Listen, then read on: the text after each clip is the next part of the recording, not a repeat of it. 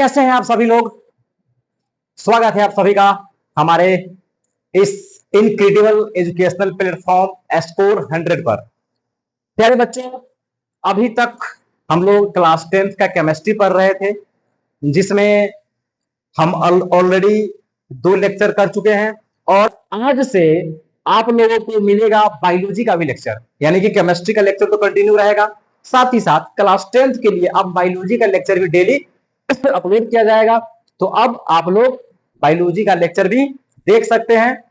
और अगर आप लोगों को हमारा वीडियो अच्छा लग रहा है, मतलब सब कुछ ठीक ठाक लग रहा है, तो आप हमारे चैनल को सब्सक्राइब कर सकते हैं और अपने दोस्तों के साथ शेयर भी कर सकते हैं कि वो भी हमें फॉलो करे अगर हम अच्छा कर रहे हैं तो। चलिए ठीक है, बिना समय गवाए आप लोगों का, ठीक है, हम स्टार्ट करते हैं क्लास 10th का बायोलॉजी। बहुत जरूरी है क्लास 10th में बायोलॉजी पढ़ना। अगर आप में से कोई ऐसा बच्चा है जो ये सोच रहा है कि हमें क्लास 11th 12th में बायोलॉजी लेना है, यानी कि क्लास 10th के बाद पीसीबी लेकर के मेडिकल फील्ड में जाना है, तो आपको क्लास 10th का बायोलॉजी जम के पढ़ना है। हालांकि पढ़ना तो पूरा साइंस ही है जम के, ठीक है, पूरा 10th क्लास ही जम के पढ़ना है, लेकिन आपको बायोलॉजी थोड़ा विशेष ढंग से पढ़ना है, ठीक है, ताकि आगे आपको कोई दिक्कत नहीं होगा। तो चलिए स्टार्ट करते हैं। इससे पहले मैं बता देता हूं कि मेरा नाम है दुर्गानंद कुशवाहा और मैं आपको पढ़ाऊंगा क्लास 10th के लिए फिजिक्स, केमिस्ट्री और बायोलॉजी, जिसमें आज हम लोग बायोलॉजी का क्लास करने वाले हैं। और बायोलॉजी में जो सबसे पहला चैप्टर है हमारा लाइफ प्रोसेस, उसको हम लोग स्टार्ट करने वाले हैं। लेकिन उसको स्टार्ट करने से पहले हम लोग समझने का प्रयास करेंगे कि ये बायोलॉजी क्या होता है, ठीक है। तो आप लोगों ने क्लास 9th में पढ़ा होगा या नहीं, तो आप जान लीजिए बायोलॉजी के बारे में बहुत ही सिंपल सा बात कि बायोलॉजी का मतलब होता है स्टडी ऑफ लाइफ, ठीक है ना, यानी कि जीवन के बारे में पढ़ना। मान लीजिए कि हमारे पास कोई भी लिविंग थिंग्स है, कोई भी सजीव वस्तु है, ठीक है, जिसके पास लाइफ होता है, ठीक है ना, जिसके पास लाइफ होता है हम लोग उसको बोलते हैं लिविंग ऑर्गेनिज्म। ये बात याद रखना है, ठीक है, लिविंग ऑर्गेनिज्म, सजीव, ठीक है, लिविंग ऑर्गेनिज्म, ठीक है, या इसी को हम लोग बोलते हैं एलाइव, यानी कि ये एलाइव है, ठीक है, यानी कि हम ऐसा बोल सकते हैं कि जिसके पास लाइफ होगा उसको हम क्या बोलेंगे, उसको लिविंग ऑर्गेनिज्म बोलेंगे, या हम बोलेंगे कि ये ऑर्गेनिज्म क्या है, एलाइव है, ठीक है। अब ये तो बड़ा नॉर्मल सा बात है कि जिसके पास लाइफ है उसको हम लोग लिविंग बोलेंगे। लेकिन अब हमारे पास सवाल है कि हमको कैसे पता चलेगा कि किसके पास लाइफ है, ठीक है, यानी कि लाइफ होने और न होने का क्या कोई पहचान है, क्या कोई कैरेक्टरिस्टिक्स है, यानी कि आप सिंपल भाषा में ऐसे भी बोल सकते हैं कि हमको कैसे पता चलेगा कि कोई लिविंग है या कोई नॉन लिविंग है, यानी कि लिविंग और नॉन लिविंग को पहचानने का कोई तरीका है, तो है, ठीक है, जरूर है। और आप लोग जानते भी होंगे, बहुत छोटे रहे होंगे तभी से पढ़ रहे होंगे, ठीक है। अगर हमसे कोई पूछेगा कि लिविंग ऑर्गेनिज्म्स के कैरेक्टरिस्टिक्स के बारे में बताइए, ठीक है, तो मैं थोड़ा विशेष तो नहीं, लेकिन छोटा मोटा बात उसको जरूर बता दूंगा, क्योंकि क्लास 10th में विशेष ये पढ़ना नहीं है, ठीक है। लेकिन फिर भी जब हम लोग स्टार्ट कर रहे हैं तो थोड़ा सा जीरो से स्टार्ट करते हैं। तो लिविंग ऑर्गेनिज्म्स के बारे में अगर हम लोग बात करें, ठीक है, तो आप लोग जानते होंगे कि इसको जरूरत होती है फूड की, इसको जरूरत होती है एयर की, ठीक है, और इसको जरूरत होती है वाटर की। ये बहुत छोटा सा बात है। उसके बाद हम लोग ये भी जानते हैं कि ये मूव कर सकते हैं, ठीक है, हम ये भी जानते हैं कि ये जो है मतलब रिप्रोड्यूस कर सकते हैं, ठीक है, यानी कि ये अपने जैसे नए संतान बना सकते हैं, अपनी जनसंख्या को बढ़ा सकते हैं, ठीक है, ये रिप्रोड्यूस कर सकते हैं। उसके बाद ये ग्रोथ करते हैं, यानी कि ये ग्रो कर सकते हैं, ठीक है। तो ये कुछ फीचर्स है, ठीक है। इसके अलावा कुछ जो फीचर्स है, जैसे ये मूवमेंट शो करता है, मूवमेंट मतलब ये मैंने मूव लिख दिया यहाँ पे, ठीक है। उसके बाद ये सेंसिटिव होते हैं, ठीक है ना, सेंसिटिव होते हैं, सेंसिटिव होते हैं। तो ये सारा कुछ बात है जो लिविंग के बारे में हम लोग जानते हैं, ठीक है। अब देखिए इसमें कुछ ऐसा चीज है जिसके बारे में आपको थोड़ा सा ध्यान देना होगा, ठीक है। जैसे मान लीजिए कि ये सेंसिटिव है, ठीक है। एक और चीज होता है, एक और कैरेक्टर आप लिख सकते हैं क्या, मेटाबॉलिज्म, ठीक है। जितने भी लिविंग ऑर्गेनिज्म है उसके अंदर क्या होगा, मेटाबॉलिज्म होगा, ठीक है। ये मेटाबॉलिज्म क्या होता है हम इसके बारे में बात करेंगे, ठीक है। अभी फिलहाल आप इतना समझिए कि लिविंग ऑर्गेनिज्म को पहचानने का ये कुछ तरीका है कि इसको फूड की जरूरत होती है, एयर, वाटर, ये मूव कर सकते हैं, रिप्रोड्यूस कर सकते हैं, ग्रो करते हैं, मूवमेंट और मेटाबॉलिज्म, इसके अंदर सेंसिटिविटी होती है, ठीक है। देखिए ये जो सेंसिटिविटी है ये एक ऐसा कैरेक्टरिस्टिक्स है लिविंग का जिसका कोई एक्सेप्शन नहीं है, ठीक है। एक्सेप्शन नहीं होने का मतलब है, जैसे मान लीजिए कि मैं यहाँ पे बात करता हूँ रिप्रोडक्शन का, ठीक है, कि अगर हम लोग रिप्रोडक्शन के बारे में बात करें तो हम लोग क्या कहते हैं कि जो लिविंग है वो रिप्रोडक्शन करेगा। ठीक है, अब जैसे मान लीजिए आपने नाम सुना होगा म्यूल का। ठीक है, म्यूल, खच्चर बोलते हैं इसको हिंदी। ठीक है, ये लिविंग है। ठीक है, हम सभी लोग जानते हैं कि ये लिविंग है। ठीक है, लेकिन ये तो लिविंग है ना। ठीक है, ये क्या है, लिविंग है, लेकिन ये रिप्रोडक्शन नहीं करते हैं। ठीक है, आप लोग जानते होइएगा म्यूल के बारे में। ठीक है, म्यूल एक ऐसा एनिमल है जो लिविंग है लेकिन वो रिप्रोड्यूस नहीं कर रहा है। यानी कि जब हम कहते हैं कि जितने भी लिविंग होंगे वो रिप्रोड्यूस करेंगे, तो ये हमेशा सही नहीं है। यानी कि ये जो रिप्रोडक्शन वाला कैरेक्टरिस्टिक्स है इसका कुछ अपवाद है, कुछ एक्सेप्शन है। ठीक है, लेकिन सेंसिटिव जितने भी लिविंग थिंग्स हैं सब सेंसिटिव होगा, इसका कोई एक्सेप्शन नहीं है। ठीक है, यानी कि अगर हमसे कोई पूछेगा कि भाई साहब बताओ कि कोई लिविंग है या नॉन लिविंग, इसको पहचानने का सबसे सटीक तरीका क्या है, तो एक तरीका हो सकता है सेंसिटिवनेस। ठीक है, यानी कॉन्शियसनेस बोल सकते हैं इसको हम। इसका कोई एक्सेप्शन नहीं है, जितने भी ऑर्गेनिज्म है सभी सेंसिटिव होते हैं, सभी समझ पाते हैं कि हमारे चारों तरफ क्या चल रहा है। ठीक है, उसी तरीके से एक चीज है मूवमेंट। ठीक है ना, मूवमेंट भी बहुत शानदार तरीका है। ठीक है ना, यानी कि इसको हम लोग बोलते हैं डिफाइनिंग प्रॉपर्टी। डिफाइनिंग प्रॉपर्टी का मतलब हुआ कि ये लिविंग को बताएगा और नॉन लिविंग को बताएगा विदाउट एनी एक्सेप्शन। ठीक है, इसका कोई एक्सेप्शन नहीं होगा। तो मूवमेंट भी उसी तरीके का क्या है, एक कैरेक्टरिस्टिक्स है। ठीक है, अब हमारे पास सवाल है कि सर पैर पौधे कहां मूव करते हैं।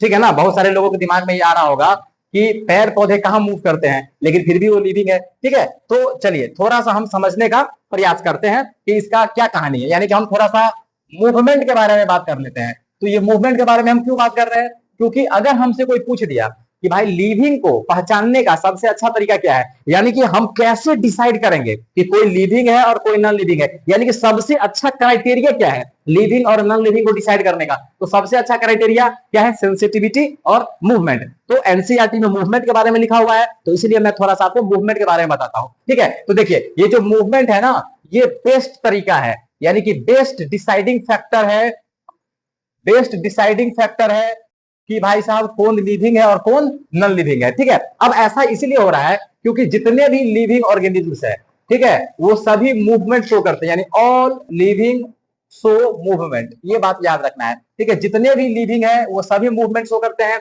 इसका कोई भी एक्सेप्शन नहीं है। ठीक है, जैसे मैं आपको कुछ एग्जांपल देता हूं, जैसे मान लीजिए कि अगर हम एनिमल्स का बात करें, ठीक है, तो एनिमल्स मूव करते हैं, सभी लोगों को मालूम है। ठीक है, जैसे जैसे मान लीजिए कि हम लोग हैं, तो देखिए मैं अपना हाथ मूव कर रहा हूं, मैं अपना गर्दन मूव कर सकता हूं, और मैं अपना स्थान भी बदल सकता हूं। यानी कि जैसे मान लीजिए कि मैं चल रहा हूं, तो ये क्या है, ये मैं मूव कर रहा हूं। ठीक है, तो एक स्थान से दूसरे स्थान तक हम लोग चल सकते हैं। यानी कि जितने भी एनिमल्स हैं वो सभी एनिमल्स क्या करते हैं, मूव करते हैं, यानी कि वो अपने बॉडी पार्ट्स को भी मूव कर सकते हैं। ठीक है, और वो अपना स्थान भी चेंज कर सकते हैं। ठीक है, यानी कि अपना पोजीशन चेंज कर सकते हैं, ये बात याद रखना है। ठीक है, और देखिए ऐसा मूवमेंट जिसके कारण हम लोग अपना स्थान चेंज कर देंगे, यानी कि जब हम लोग चलते हैं या दौड़ते हैं तो हम अपना स्थान चेंज करते हैं, तो उस मूवमेंट को हम लोग बोलते हैं लोकोमोशन। ठीक है, ये बात याद रखना है। तो लोकोमोशन क्या हुआ, लोकोमोशन का मतलब हुआ कि एक प्रकार का मूवमेंट जिसके कारण हम हमारा स्थान बदल जाएगा। जैसे मान लीजिए कि हम हाथ मूव कर रहे हैं, तो ये मूवमेंट है, लेकिन ये लोकोमोशन नहीं है, क्योंकि हाथ मूव करने से हमारा स्थान नहीं बदल रहा है। लेकिन मान लीजिए कि जब हम लोग पैर को आगे पीछे करेंगे, तो यहाँ पर पैर मूव कर रहा है, यानी कि मूवमेंट तो है ही, लेकिन इस मूवमेंट के कारण हमारा स्थान बदल रहा है, तो ये क्या हो जाएगा, लोकोमोशन। तो जितने भी एनिमल्स होते हैं वो सभी मूव करते हैं। ठीक है, और साथ ही साथ वो लोकोमोशन भी करते हैं। ठीक है, तो एनिमल्स के बारे में तो हम समझ गए कि भाई सभी एनिमल्स क्या करते हैं, मूवमेंट करते हैं। ठीक है, और अगर हम प्लांट्स के बारे में बात करें तो बहुत सारे लोगों के मन में दिमाग होगा कि सर पैर पौधे तो नहीं चलते हैं। ठीक है, देखो भाई चलना लोकोमोशन है, मैं ये नहीं कह रहा हूं कि प्लांट लोकोमोशन करता है, मैं ये कह रहा हूं कि प्लांट भी मूवमेंट शो करता है। ठीक है, मूवमेंट अलग चीज है, लोकोमोशन अलग चीज है। पैर पौधे लोकोमोशन नहीं करता है, ये बात याद रखना है।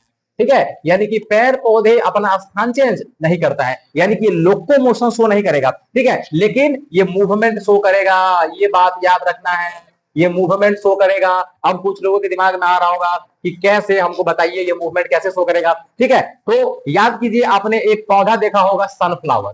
ठीक है, सनफ्लावर आप लोगों ने देखा होगा। सनफ्लावर में क्या होता है कि जैसे जैसे सन का डायरेक्शन घूमेगा उसका फूल घूमेगा, यही होता है ना। ठीक है, यानी कि ये एक प्रकार का मूवमेंट है। आप समझ रहे हैं कि फ्लावर क्या है, फ्लावर एक बॉडी पार्ट है, प्लांट का एक बॉडी पार्ट है, और वो सन के डायरेक्शन के हिसाब से मूव कर रहा है। ठीक है, तो यहां से क्या प्रूफ हुआ, यहां से ये प्रूफ हुआ कि भाई प्लांट भी मूवमेंट शो करता है, और ये सभी प्लांट करता है, ये बात याद रखना है। सभी प्लांट किसी न किसी तरीके का मूवमेंट जरूर करता है, मोलिकुलर लेवल पर जरूर मूवमेंट करेगा, उसके बॉडी में किसी न किसी तरीके का मूवमेंट जरूर हो रहा होगा। ठीक है, तो मैंने एक एग्जांपल दिया कि सनफ्लावर, तो सनफ्लावर के बारे में क्या याद रखना है, ठीक है, कि इसका जो फ्लावर है, इसका जो फ्लावर है, ठीक है, वो रोटेट करता है, ठीक है ना, यानी घूमता है अकॉर्डिंग टू सन, यानी कि सन के अकॉर्डिंग ये रोटेट करता है। इसका मतलब क्या हुआ कि सनफ्लावर मूवमेंट शो करता है। उसी तरीके से आप लोगों ने एक और पौधा देखा होगा, ठीक है, जिसको हम लोग बोलते हैं छुई मुई का पौधा, ठीक है, छुई मुई का पौधा, यानी कि अंग्रेजी में उसको बोलते हैं सेंसिटिव प्लांट, ठीक है, उसको सेंसिटिव प्लांट बोलते हैं, या इसी सेंसिटिव प्लांट का जो साइंटिफिक नेम है वो है मिमोसा प्यूडिका, याद रखना है, ठीक है, मिमोसा प्यूडिका, यानी कि हमारे पास एक प्लांट है सेंसिटिव प्लांट या मिमोसा प्यूडिका, जिसको हम लोग छुई मुई का पौधा बोल देते हैं। तो आप लोगों ने जरूर ये देखा होगा, ठीक है, कि जब जैसे ही उस प्लांट के पत्ती को आप टच करोगे, यानी कि लीव्स को आप टच करोगे, वो क्या हो जाएगा, सिकुड़ जाएगा, फिर आप उसको छोड़ दो, फिर वो मतलब अपने पोजीशन पर आ जाएगा, फिर उसको छू दो, फिर क्या हो जाएगा, सिकुड़ जाएगा, यानी कि वहां भी लिप्स तो क्या कर रहा है, लिप्स मूवमेंट कर रहा है। तो देखिए एक और मैंने आपको एग्जांपल दे दिया कि प्लांट भी मूव करता है। तो ये जो सेंसिटिव प्लांट है, ठीक है ना, इसका लिप्स क्या करता है, मूव करता है, इसका लिप्स क्या करता है, मूव करता है ऑन टचिंग, ठीक है, ये बात याद रखना है, जब हम लोग टच करते हैं इसको तो ये मूव करेगा, तो ये बात याद रखना है। तो मैंने आपको क्या बताया, मैंने आपको सिंपल बताया कि देखो भाई, हम लोग लिविंग के बारे में पढ़ेंगे, उसको हम लोग बायोलॉजी बोलेंगे, ठीक है। अब लिविंग को कैसे पहचानेंगे, उसका बहुत सारा तरीका है, लेकिन सब तरीका अच्छा नहीं है, क्योंकि उसका कुछ एक्सेप्शन है, ठीक है। तो कुछ ऐसे तरीके हैं जिसका कोई एक्सेप्शन नहीं है, जिसमें सेंसिटिविटी हो गया और मूवमेंट। तो अकॉर्डिंग टू एनसीईआरटी मूवमेंट सबसे अच्छा डिसाइडिंग फैक्टर है कि कौन नॉन लिविंग है, कौन लिविंग है, ठीक है। क्यों है, क्योंकि जितने भी एनिमल्स है, जितने भी प्लांट्स है, वो सब मूवमेंट शो करते हैं, इसका कोई अपवाद नहीं है, इसका कोई एक्सेप्शन नहीं है, ठीक है। मैंने आपको एग्जांपल दे दिया कि सभी एनिमल्स तो कर ही रहे हैं मूवमेंट, साथ ही साथ सभी प्लांट भी कर रहे हैं, और मैंने दो प्लांट का एग्जांपल दे दिया, एक सनफ्लावर का और दूसरा क्या, सेंसिटिव प्लांट यानी कि मिमोसा प्यूडिका का। तो ये बात याद रखना है। तो ये सारा चीज है लिविंग और नॉन लिविंग के बारे में। तो मेरे विचार से आप लोगों को समझ में आया होगा। अब देखिए सुनिए, ठीक है, आप लोगों ने वायरस के बारे में कभी ना कभी जरूर सुना होगा, ठीक है, मतलब मैं थोड़ा सा बात कर लेता हूं वायरस के बारे में, ठीक है। वायरस, वायरस कुछ नहीं है इसके पास, ठीक है ना, कुछ नहीं है, कुछ नहीं है इसके पास, लेकिन ये पूरे दुनिया को तबाह करने का कैपेसिटी रखता है, ठीक है, हम लोग जानते हैं वायरस, ठीक है। अब ये जो वायरस है ना, ये मूवमेंट शो नहीं करता है, ये बात याद रखना है, ठीक है। वायरस एक ऐसा बंदा है जो मूवमेंट शो नहीं करता है, ठीक है। ये मूवमेंट शो करेगा कब, जब ये किसी दूसरे के बॉडी में घुस जाएगा, ठीक है ना, यानी कि अगर वायरस, ठीक है, मतलब इसका एक कंडीशन है, ठीक है ना, क्या कंडीशन है कि अगर ये किसी सेल को इन्फेक्ट कर दे, समझ गया ना, यानी कि अगर किसी बॉडी में ये चला जाए, किसी दूसरे जीव के बॉडी में चला जाए, तब ये मूवमेंट शो करेगा, ठीक है, तब ये क्या करेगा, मूवमेंट शो करेगा। यानी कि सिंपल सा कहने का क्या मतलब हुआ, कहने का मतलब हुआ कि अगर वायरस, ठीक है, अगर वायरस बॉडी से बाहर है, किसी सेल से बाहर है, तो वो क्या होगा, नॉन लिविंग होगा, क्योंकि भाई वो मूवमेंट नहीं शो कर रहा है, तो वो नॉन लिविंग है, ठीक है। ये किसी भी तरीके का मूवमेंट शो करता है, यानी कि मॉलिक्यूलर लेवल का भी मूवमेंट शो नहीं करता है। तो अगर बॉडी से बाहर है तो ये क्या है, नॉन लिविंग है। लेकिन अगर किसी सेल में है, ठीक है ना, अगर किसी दूसरे जीव के सेल में है, तो ये मूवमेंट शो करेगा और ये क्या होगा, ये लिविंग हो जाएगा, ठीक है। तो इस तरीके से जो हमारा वायरस है, ये हमें कंफ्यूज करके रखता है कि भाई हम लिविंग है कि नॉन लिविंग है, ठीक है। यानी कि हम ऐसा बोल सकते हैं कि वायरस बड़ा कंट्रोवर्शियल है, ठीक है, पता नहीं चलता है कि ये लिविंग है कि नॉन लिविंग है। तो हम लोग वायरस को क्या बोल देते हैं, ठीक है, हम लोग वायरस को सिंपल बोल देते हैं कि वायरसेस आर कनेक्टिंग लिंक, ठीक है, viruses are connecting link between living and non living, ठीक है, between non living and living. तो बहुत नॉर्मल सा बात हो गया, यानी कि ये कभी कभी लिविंग भी है और कभी कभी नॉन लिविंग भी है, यानी कि ये दोनों के बीच का क्या है, कनेक्टिंग लिंक है। तो ये बड़ा कंट्रोवर्सी पैदा करता है वायरस कि वो लिविंग है कि नॉन लिविंग है। तो मेरे विचार से आप लोगों को लिविंग और नॉन लिविंग का पूरा कहानी क्या होगा, क्लियर हो गया होगा, ठीक है। तो ये बड़ा इंट्रोडक्शन सा चीज था, ठीक है, बहुत ज्यादा इंपॉर्टेंट ये है नहीं, लेकिन फिर भी याद रख लीजिएगा, आप लोगों को काम आएगा, ठीक है। चलिए देखिए, मैंने आपको जितना बात बताया सब यहां पर आपके लिए लिखा हुआ है। लिविंग के बारे में पढ़ना बायोलॉजी कहलाता है, ठीक है। लिविंग के बहुत सारे कैरेक्टरिस्टिक्स है, जैसे ये मूव कर सकते हैं, इसको भोजन पानी की जरूरत होती है, ये ग्रो कर सकते हैं, ये रिस्पॉन्ड कर सकते हैं, यानी कि सेंसिटिव होते हैं, ये रिप्रोड्यूस कर सकते हैं, ठीक है। और साथ ही साथ देखिए, अगर किसी लिविंग को जिंदा रहना है, ठीक है ना, तो उसके बॉडी में मतलब उसका ये तो गुण है ठीक है, लेकिन उसके बॉडी में कुछ अलग टाइप का फंक्शन चलता है, कुछ स्पेशल प्रोसेस चलता है। अगर वो नहीं चलेगा तो वो लिविंग नहीं रह पाएगा। ठीक है, तो वो क्या क्या है, न्यूट्रिशन है, रेस्पिरेशन है, ट्रांसपोर्टेशन है और क्या है, एक्सक्रीशन है। तो ये नोट कर लीजिए आप लोग, इसके बारे में हम लोग विशेष बात करेंगे। ठीक है, ये जो चार चीज है ना, हम लोग इसको बोलते हैं लाइफ प्रोसेस। ठीक है, हमारा जो चैप्टर का नाम है, तो इसी को हम लोग बोलते हैं लाइफ प्रोसेस। यानी कि लाइफ प्रोसेस के बारे में हम सिंपल बोल सकते हैं कि जितने भी लिविंग थिंग्स है, जितने भी सजीव वस्तुएं हैं, जितने भी जीव हैं जो एलाइव है, तो उसके बॉडी में कुछ ऐसे फंक्शंस चलते हैं जिनका होना जरूरी है उसके लाइफ को मेंटेन रखने के लिए। अगर वो नहीं होगा तो वो जीवित नहीं रह पाएगा। ठीक है, तो ऐसे फंक्शंस को हम लोग बोलते हैं लाइफ प्रोसेस। और वो लाइफ प्रोसेस कौन कौन से है, न्यूट्रिशन है, ये चारों है। ठीक है, इसके बारे में हम विशेष बात करेंगे। अभी बस आया है तो मैंने आपको बता दिया, ठीक है, कि ये क्या है, मतलब लाइफ प्रोसेस है। ठीक है, तो ये मैंने आपको बता दिया। ठीक है, उसके बाद सबसे अच्छा डिसाइडिंग फैक्टर कौन है, ठीक है, मूवमेंट। ये बात याद रखना है, मूवमेंट। मूवमेंट को हम लोग सबसे अच्छा जो है क्राइटेरिया मानते हैं डिसाइड करने का कि कौन लिविंग है और कौन नॉन लिविंग है। क्यों? क्योंकि सभी एनिमल्स करते हैं, एक स्थान से दूसरे स्थान तक जाते हैं। प्लांट भी करता है, जैसे सनफ्लावर का कहानी हो गया, सेंसेटिव प्लांट यानी कि मिमोसा ब्यूटिका का कहानी हो गया। ठीक है, अब देखिए यहाँ पर वायरस के बारे में लिखा हुआ है कि वायरस जो है बड़ा कंट्रोवर्सी पैदा करता है कि ये मतलब लिविंग है कि नॉन लिविंग है। ठीक है, ये बात याद रखना है। तो ये मैंने आपको अभी तक जितना भी बात यहाँ पर लिखा हुआ था, मैंने आपको सारा का सारा बात पढ़ा दिया। अब देखिए, चलिए अब अगला जो हमारा टॉपिक है, ठीक है, उसको हम लोग बोल रहे हैं लाइफ प्रोसेस। हम लोग अपना चैप्टर स्टार्ट करते हैं, यानी कि हमारा चैप्टर यहां से स्टार्ट हो रहा है, लाइफ प्रोसेस। ठीक है, तो लाइफ प्रोसेस हम लोग किसको बोलेंगे? ठीक है, तो जैसे मान लीजिए कि कोई भी लिविंग है, ठीक है, कोई भी लिविंग है, तो उसके बॉडी में कुछ ऐसे काम होते हैं जिसका होना जरूरी है अगर वो चाहते हैं कि वो जिंदा रहे। ठीक है, यानी कि जैसे मान लीजिए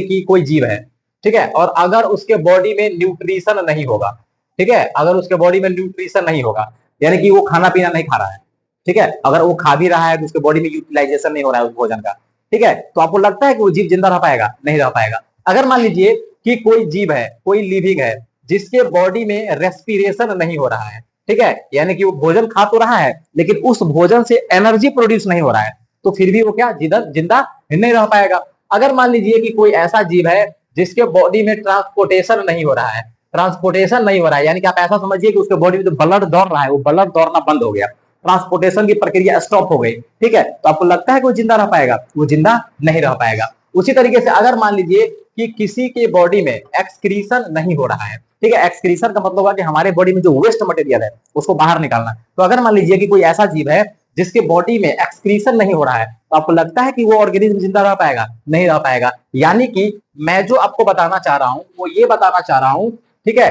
कि ये जो चारों है ये ऐसे प्रोसेस है जिसका होना जरूरी है अगर किसी जीव को अपना लाइफ मेंटेन रखना है। ठीक है, तो हम लोग इसको बोलते हैं लाइफ प्रोसेस। ठीक है, यानी कि अगर हमसे कोई पूछेगा कि लाइफ प्रोसेस क्या है, तो लाइफ प्रोसेस वैसा प्रोसेस है, ठीक है ना, जो नेसेसरी है टू मेंटेन लाइफ। याद रखना है, जो लाइफ को मेंटेन करने के लिए अति आवश्यक है, ये बात याद रखना है। ठीक है, जैसे ये चारों हो गया तो ये लाइफ प्रोसेस है। अब देखिए कुछ लोगों के दिमाग में आता है रिप्रोडक्शन, ठीक है, कि क्या सर रिप्रोडक्शन लाइफ प्रोसेस है? ठीक है, कुछ लोगों के मन में ये ख्याल आएगा, क्या रिप्रोडक्शन लाइफ प्रोसेस है? तो देखिए मैंने अभी आपको एक एग्जांपल दिया था थोड़ा देर पहले म्यूल का, कि म्यूल एक लिविंग है लेकिन उसके बॉडी में रिप्रोडक्शन नहीं हो रहा है, यानी कि उसके बॉडी में रिप्रोडक्शन नहीं हो रहा है फिर भी उसका लाइफ अच्छा खासा चल रहा है, यानी कि उसका लाइफ मेंटेन है। तो यहां से तो हमको पता चलता ही है कि अगर रिप्रोडक्शन नहीं होगा तो कोई ज्यादा फर्क पड़ने वाला नहीं, यानी कि हम ऐसा बोल सकते हैं कि reproduction is not a life process. और ये बात सही भी है। जैसे मान लीजिए कि मैं हूं और अगर मैंने सोच लिया कि मुझे शादी नहीं करना है, मुझे बच्चे पैदा ही नहीं करना है, यानी कि मुझे रिप्रोडक्शन ही नहीं करना है, तो आपको क्या लगता है कि हम मर जाएंगे? हमारा जीवन अच्छे से नहीं चलेगा, यानी कि हम अपने लाइफ को मेंटेन नहीं कर पाएंगे? बिल्कुल कर पाएंगे। यानी कि मिला जुला के कहने का ये मतलब हुआ कि ये जो रिप्रोडक्शन है ना, ये जरूरी नहीं है लाइफ को मेंटेन रखने के लिए। आपको मन है तो कीजिए, नहीं मन है तो नहीं कीजिए, कोई दिक्कत नहीं है। ठीक है, हाँ, अगर ऐसा हो कि पूरी दुनिया में जितना भी इंसान है वो सब कह दे कि हमको रिप्रोडक्शन ही नहीं करना है, ठीक है, तो इससे दिक्कत है। इससे दिक्कत क्या है कि एक टाइम ऐसा आएगा कि धरती पर से इंसान खत्म हो जाएगा, धरती पर से पूरा इंसान खत्म हो जाएगा। ठीक है, तो अगर हम इंडिविजुअल लेवल पर बात करें तो reproduction is not necessary to maintain life. ठीक है, इसीलिए ये लाइफ प्रोसेस नहीं है। ठीक है, ये बात याद रखना है। ये लाइफ प्रोसेस नहीं है, तो रिप्रोडक्शन लाइफ प्रोसेस नहीं है। अब देखिए सुनिए, ये जो 4 चैप्टर है ना, ये 4 चैप्टर नहीं है, बल्कि आपके एनसीईआरटी में ये टॉपिक है। यानी कि एक चैप्टर है लाइफ प्रोसेस, ठीक है, एक चैप्टर है क्या, लाइफ प्रोसेस, लेकिन उसमें 4 टॉपिक है, जिसमें पहला न्यूट्रिशन है, रेस्पिरेशन है, ट्रांसपोर्टेशन है और क्या है, एक्सक्रीशन है। देखिए ये प्रत्येक चैप्टर में हम लोग 2 टॉपिक पढ़ेंगे। जैसे न्यूट्रिशन है तो हम लोग न्यूट्रिशन इन प्लांट्स पढ़ेंगे, ठीक है, फिर न्यूट्रिशन इन एनिमल्स पढ़ेंगे, ठीक है ना। उसी तरीके से रेस्पायरेशन है तो हम लोग रेस्पायरेशन इन प्लांट्स पढ़ेंगे, ठीक है, और रेस्पायरेशन इन एनिमल्स पढ़ेंगे, ठीक है ना। उसी तरीके से मान लीजिए ट्रांसपोर्टेशन है तो हम लोग ट्रांसपोर्टेशन इन प्लांट्स पढ़ेंगे, ठीक है, और फिर ट्रांसपोर्टेशन इन एनिमल्स पढ़ेंगे, ठीक है। उसी तरीके से अगर मान लीजिए एक्सक्रीशन है तो हम लोग एक्सक्रीशन प्लांट्स में भी पढ़ने वाले हैं और एक्सक्रीशन एनिमल्स में भी पढ़ने वाले हैं, ठीक है। अब देखिए सुनिए, तो मिला जुला करके हमारे पास कितना टॉपिक है पूरे लाइफ प्रोसेस में, 8, ठीक है ना। यानी कि अगर मैं टोटल टॉपिक्स का बात करूं तो हमारे पास कितना, 8 टॉपिक्स है टोटल, ठीक है। लेकिन जब आप लोग क्लास 11th में जाओगे ना, जब मान लीजिए कोई बच्चा है जो क्लास 11th में बायोलॉजी लेगा, तो जब आप लोग क्लास 11th में जाओगे तो ये पूरा अपने आप में एक चैप्टर है, ठीक है। यानी कि ये जो न्यूट्रिशन इन प्लांट है वो एक अलग चैप्टर है, न्यूट्रिशन इन एनिमल्स वो एक अलग चैप्टर है, रेस्पिरेशन इन प्लांट ये एक अलग चैप्टर है, रेस्पिरेशन इन एनिमल्स ये एक अलग चैप्टर है, ठीक है, ट्रांसपोर्टेशन इन प्लांट्स एक अलग चैप्टर है, ट्रांसपोर्टेशन एनिमल्स एक अलग चैप्टर है, ठीक है, फिर से एक्सक्रीशन एक अलग चैप्टर है। तो ये जो आप अभी टॉपिक पढ़ रहे हो ना, आप सीनियर क्लास में जब जाएंगे तो वो अपने आप में एक चैप्टर है, ठीक है। तो इसीलिए मैंने आपको शुरू में ही कहा है कि अगर आप चाहते हैं क्लास 11th में बायो पढ़ना तो आप 10th और 9th का बायो ढंग से पढ़िए, ठीक है, ताकि आपको आगे कोई दिक्कत नहीं होगा। तो हमने क्या बात किया, लाइफ प्रोसेस। लाइफ प्रोसेस क्या है, बॉडी में ऐसे फंक्शंस जो नेसेसरी है टू मेंटेन लाइफ, उसको हम लोग क्या बोलेंगे, लाइफ प्रोसेस बोलेंगे। और ये मेनली 4 है, न्यूट्रिशन है, रेस्पिरेशन है, ट्रांसपोर्टेशन है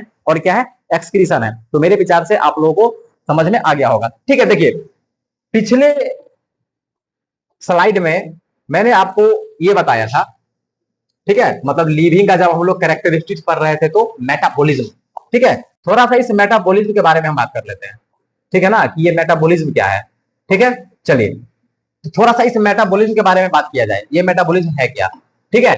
तो काम आएगा, कहीं कहीं पर आपको मेटाबॉलिज्म लिखा हुआ नजर आएगा तो फिर आप नहीं समझ पाओगे कि बॉस ये मेटाबॉलिज्म क्या है, ठीक है। तो देखिए मेटाबॉलिज्म क्या है, कोई भी अगर ऑर्गेनिज्म है, कोई भी अगर लिविंग है, लिविंग ऑर्गेनिज्म है, तो उसके शरीर के अंदर बहुत सारे केमिकल रिएक्शंस चल रहे होते हैं, ठीक है। Digestion of food, respiration, plant का बात करें तो फोटोसिंथेसिस, ठीक है, ये सब क्या है, केमिकल रिएक्शंस है। अगर बॉडी में ये केमिकल रिएक्शंस खत्म हो जाएगा, यानी बंद हो गया, मान लीजिए कि बॉडी में जो केमिकल रिएक्शंस हो रहे हैं वो बंद हो जाए किसी कारण, ठीक है, तो वो जो लिविंग है फिर वो लिविंग नहीं रह पाएगा, वो नॉन लिविंग हो जाएगा, यानी मर जाएगा। तो मिला जुला करके मैं ये कहना चाह रहा हूं कि हमारे बॉडी में बहुत सारे केमिकल रिएक्शंस होते हैं, जो भी लिविंग ऑर्गेनिज्म है उसके बॉडी में बहुत सारे केमिकल रिएक्शंस होते हैं, वो सारे केमिकल रिएक्शंस को हम लोग क्या बोलते हैं, मेटाबॉलिज्म बोलते हैं, ठीक है। तो ये बात याद रखना है, ठीक है। यानी कि अगर हमसे कोई पूछेगा कि मेटाबॉलिज्म का क्या मतलब है, ठीक है, तो chemical reaction in living organism, ये बात याद रखना है कि लिविंग ऑर्गेनिज्म में जितने भी केमिकल रिएक्शन चल रहे हैं उस सभी को हम लोग क्या बोलते हैं, मेटाबॉलिज्म या मेटाबॉलिक रिएक्शन। अब ये जो मेटाबॉलिक रिएक्शन है ये 2 टाइप का है, ठीक है, यानी कि हमारे शरीर में 2 ही टाइप का रिएक्शन ही चलता है, ठीक है। एक का नाम होगा एनाबोलिक, ठीक है, एनाबोलिक रिएक्शन, और एक का नाम हो जाएगा कैटाबोलिक रिएक्शन, ठीक है। एनाबोलिक रिएक्शन और कैटाबोलिक, ये एनाबोलिक क्या है, ठीक है। अब जैसा मान लीजिए रेस्पिरेशन है, ठीक है, तो रेस्पिरेशन में क्या होता है, फूड है, जब उस फूड को ऑक्सीजन मिलेगा तो फूड टूटेगा और एनर्जी बनाएगा।